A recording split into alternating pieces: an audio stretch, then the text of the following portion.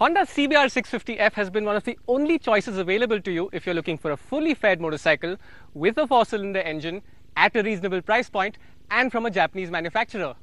Now, however, this bike has received a significant makeover, and we're about to tell you if this is the affordable sports bike that you should be wishing for.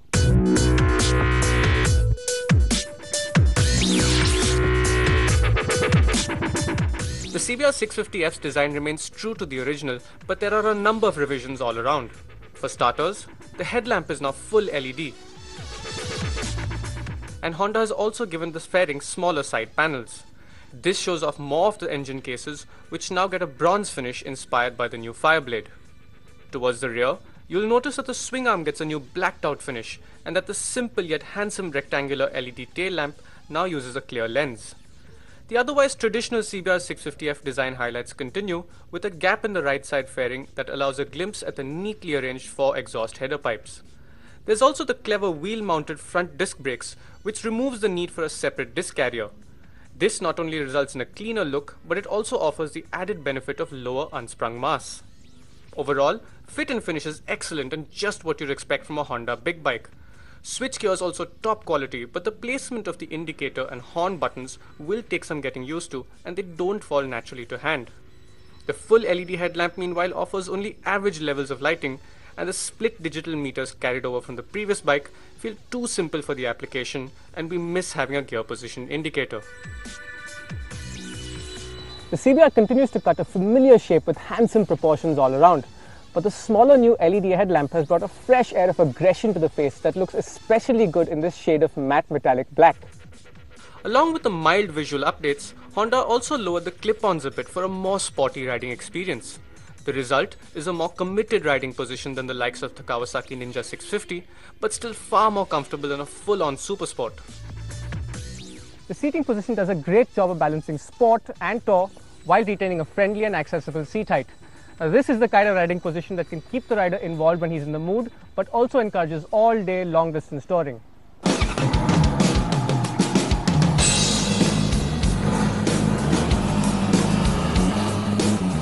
But the changes to the new CBR 650F go a good deal beyond just design. Honda's smooth 648cc 4-cylinder engine has received shorter gear ratios from 2nd gear to 5th. It also gets a louder exhaust note now thanks to a freer-flowing exhaust end can. The Indian spec CBR 650F is slightly detuned to account for our fuel and produces the same 86 horsepower as before, while the international bike now makes 90 horsepower. What the CBR continues to offer though is a thoroughly smooth and accessible power delivery. The revised gearing produces slightly harder acceleration, but there are no spikes or surges anywhere, and the bike will never surprise a rider in a nasty fashion. In fact, it's so friendly that some riders may start to wish for a bit more aggression. But make no mistake, this is a seriously quick sports bike, and it will hit a top speed of well over 230 km per hour. Refinement levels are impressive too, but it's not quite as smooth as the legend of Honda's big 4-cylinder engines might have you expect. There are some mild vibrations in the seat and foot pegs at around 5000 RPM, and if it's an ultra-smooth, creamy 4-cylinder experience you're after, the Kawasaki Z900 is what you should be looking at this price point. One of the biggest updates this time around comes in Showa's new dual bending valve forks. Now these are non-adjustable, but they do a good job of offering ride comfort as well as improved support under aggressive riding compared to the old CBR 650.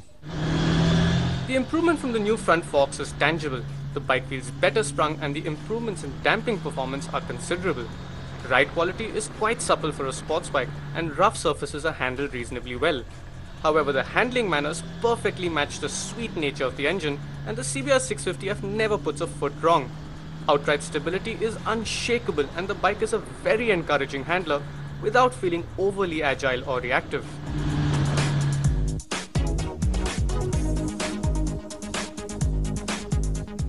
However, at 216 kilos, the CBR is a hefty machine and weighs nearly 30 kilos more than the considerably more powerful Triumph Street Triple S. But the bike masks its weight well and is easy to maneuver at low speeds. More powerful Nissan brake calipers do a fine job of slowing the bike down with minimal intrusion from the ABS system. but we did find that the front fork can bottom out if you brake hard approaching a sudden bump or speed breaker, so that's worth keeping an eye out for.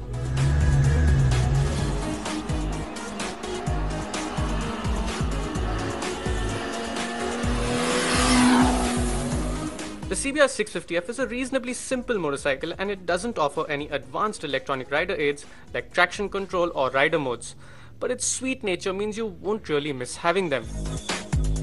What we would like to see are some better tires than the standard Dunlops. They take quite a while to build heat, and even then the grip isn't as good as the equivalent Pirelli or Metzeler option.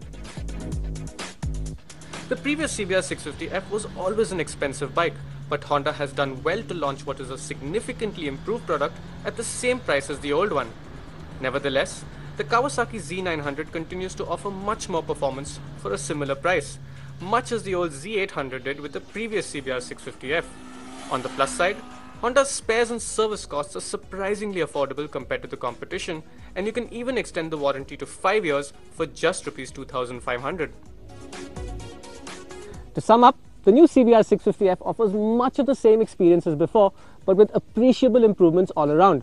Now sure, you can get your hands on faster and more aggressive motorcycles for not a lot more money, but if you're looking for a sweet-natured sports bike that excites but stops short of intimidating, this bike makes a great companion.